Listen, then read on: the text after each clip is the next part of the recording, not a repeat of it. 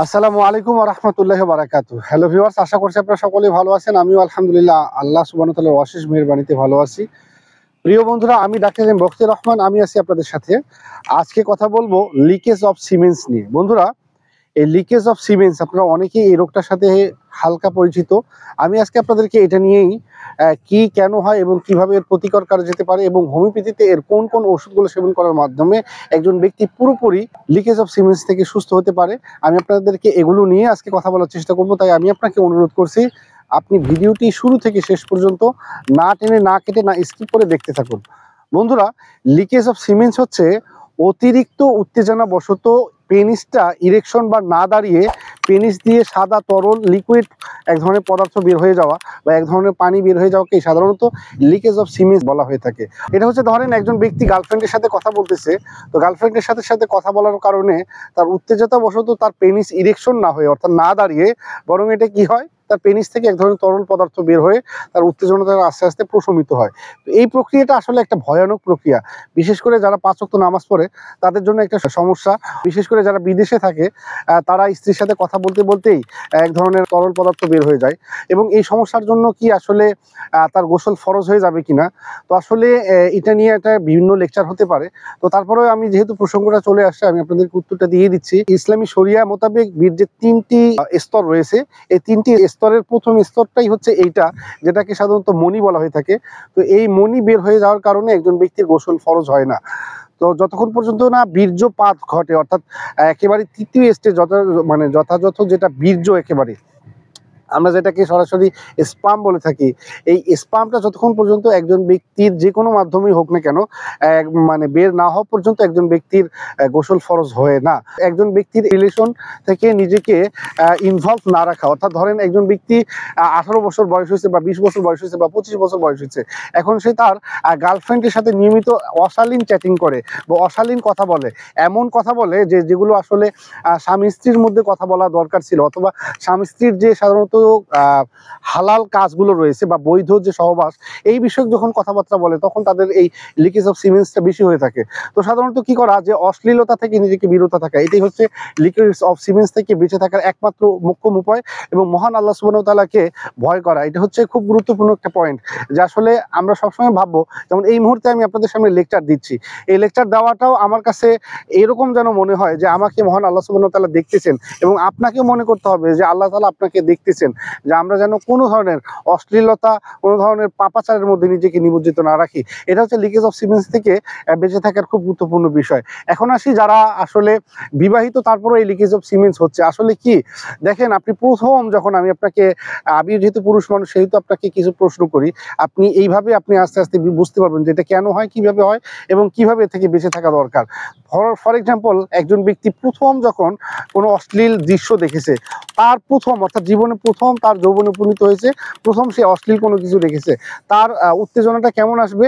আর যে ব্যক্তি নিয়মিত অশ্লীলতার সাথে নিজেকে ইনভলভ রেখেছে, সে প্রতিদিন পর্নোগ্রাফি দেখে বা মাস্টারবেশন করে, তো এগুলো দেখার মাধ্যমে তার ধরেন যে একজন ব্যক্তি 5 বছর ধরে মাস্টারবেশন নিমজ্জিত, এখন তার ইয়েটা কেমন হবে, ফিলিংসটা কেমন হবে। তো দেখা যায় যে অনেকগুলো রোগীর সাথে কথা বলে দেখছি যে আসলে প্রথম যখন সে এরকম অশ্লীলতা নিমজ্জিত ছিল, তার এটা স্ট্রং হতো, কিন্তু আস্তে আস্তে কি হয়ে গেছে, আস্তে আস্তে যখন এই অশ্লীলতাতে সে ডুবে গেছে, তখন আস্তে আস্তে তার পেনিস ইরেকশনটা হয় না, বরং সে আস্তে করে পেনিস নিচেই থাকে, কিন্তু তার একবারে ইজাকুলেশন হয়ে যায়, বা অর্থাৎ অনেক সময় তার বীর্যপাত ঘটে যায় বা তরল পদার্থটা বের হয়ে যায়। তো এইটার মূল কারণটা কি? এই মূল কারণটা হচ্ছে আমাদের যে ডোপামিন হরমোনটা রয়েছে, এই ডোপামিন হরমোনটা নিঃসরণের আস্তে আস্তে তার সিক্রেশন হয়ে যায় বা কমিয়ে দেয়। ডোপামিন হরমোন নিঃসরণটা কমানোর কারণে সাধারণত তার ব্রেন বুঝতে পারে, অর্থাৎ আপনি ধরেন একটা কাজ, যে কোনো একটা কাজ আপনি ডেইলি করতেছেন, তখন আপনার ব্রেন বুঝে যায় যে আসলে আপনার এই কাজটা নিয়মিত একটা কাজ, তখন এটাকে আস্তে আস্তে সে সহজ করার চেষ্টা করে, অথবা যে কোনো একটা সহজ কাজ আপনি এটা আর প্রতিদিন করতেছেন, এটা আপনার কাছে আরো সহজ হয়ে যাবে। তো ঠিক আমাদের মস্তিষ্কটাও এরকম, এবং ডোপামিনটার কাজটাও ঠিক এরকম। এই যে এই মুহূর্তে আমি আপনাদের সামনে একটা মুচকি হাসি আসলাম, এটার মূল কারণটা কি? এইটা হচ্ছে আমাদের ডোপামিন হরমোন তার ব্রেনের সেলগুলো যে রয়েছে, এই সেলগুলোর মধ্যে একটা নিউরো ট্রান্সমিটার ঘটিয়ে থাকে, অর্থাৎ একটার সাথে আরেকটা একটা সংযোগ ঘটিয়ে থাকে। এই সংযোগের মাধ্যমে আমরা আমাদের যে মনের ভাব বা আমরা যে আমাদের হাসি, আমাদের দুঃখ এগুলো প্রকাশ করতে পারি। তো সাধারণত যারা সাধারণত দীর্ঘদিন পর্নোগ্রাফি, মাস্টারবেশন, অশ্লীলতা এগুলোতে নিমজ্জিত অথবা যে কোনো ধরনের হারাম রিলেশনে নিমজ্জিত বা বয়ফ্রেন্ড, এরপরে গার্লফ্রেন্ড, এগুলো হচ্ছে জাস্ট ফ্রেন্ড, এগুলো কালচারে নিমজ্জিত থাকার কারণে তার যে ডোপামিন হরমোনটা অতিরিক্ত নিঃসরণ হওয়ার কারণে তার এটা আস্তে আস্তে কী হয়ে যায়, ক্ষতিগ্রস্ত হয়ে যায়। এবং তখন তার এইটা ক্ষতিগ্রস্ত হওয়ার কারণেই মূলত তার এই লিকেজ অফ সিমেন্সটা হয়ে থাকে। তো এখন এটা থেকে উত্তোলনের একমাত্র উপায় হচ্ছে মহান আল্লাহ সুবহানাহু ওয়া তাআলার কাছে সাহায্য প্রার্থনা করা, বেশি করে ব্যায়াম করা, কোনো ধরনের হারাম কোনো রিলেশন না রাখা এবং হারাম যে কোনো অশ্লীলতা থেকে নিজেকে বিরত থাকা। এরপরে প্রচুর পরিমাণে ব্যায়াম করতে হবে। প্রচুর পরিমাণে ব্যায়াম করলে আপনার আস্তে আস্তে এই সমস্যাটা থেকে আপনি পরিত্রাণ পাবেন।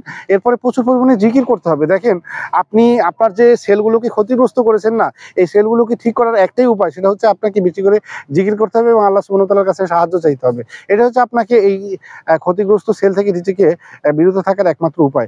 এখন বলি, হোমিওপ্যাথিতে কোন কোন ওষুধগুলোর সেবনের মাধ্যমে আপনি পুরোপুরি সুস্থ হয়ে যেতে পারেন। হোমিওপ্যাথিতে আমি আপনাদেরকে মাত্র কয়েকটা ওষুধের কথা বলবো। এই কয়েকটা ওষুধ যদি আপনি নিয়মিত সেবন করতে থাকেন তাহলে আপনি সুস্থ হয়ে যাবেন। আর এই ওষুধগুলোর মধ্যে প্রথম নম্বর ওষুধটাই হচ্ছে ক্যালাডিয়াম স্যাক 1M। বন্ধুরা, এই লিকেজ অফ সিমেন্সের জন্য একমাত্র ওষুধটা হচ্ছে ক্যালাডিয়াম স্যাক, এটা 1M। এটা সেবন বিধি হচ্ছে 1 ফোঁটা ওষুধ 1 কাপ পানিতে মিশিয়ে ডেইলি 2 থেকে 3 বার সেবন করতে হবে। 2 নম্বর হচ্ছে ডামিয়ানা মাদার টিংচার, এটাও সেম অনেকগুলো কাজ করে।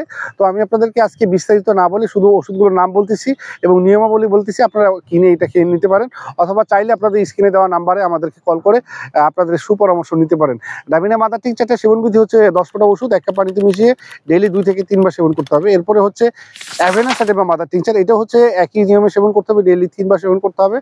এরপরে আরেকটা হচ্ছে আলফালফা মাদার টিংচার, যেহেতু আপনাকে খুব ক্ষতিগ্রস্ত হয়ে গেছেন, এখন আপনাকে আলফালফা মাদার টিংচারটাকে আপনার নার্ভগুলোকে একটু সতেজ করা দরকার।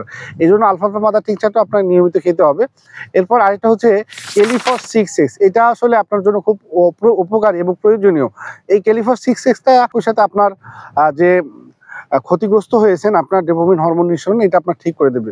তো প্রিয় বন্ধুরা, এই ওষুধগুলো নিয়মিত আপনি 3 থেকে 6 মাস খেতে হবে এবং অবশ্যই এটা থেকে মুক্ত হওয়ার একমাত্র উপায় আপনাকে বিবাহ করতে হবে, খুব দ্রুত বিবাহ করতে হবে এবং সব ধরনের হারাম রিলেশন, হারাম কাজ, অনৈতিক কাজ থেকে আপনাকে বিরত থাকতে হবে। বন্ধুরা, কেমন লাগলো ভিডিওটি? শুরু থেকে শেষ পর্যন্ত থাকার জন্য ধন্যবাদ। আপনারা আমাদের সাথেই থাকুন, পাশেই থাকুন। দেখা হবে অন্য কোনো ভিডিওতে নতুন কোনো বিষয় নিয়ে। আসসালামু আলাইকুম ওয়া রাহমাতুল্লাহ।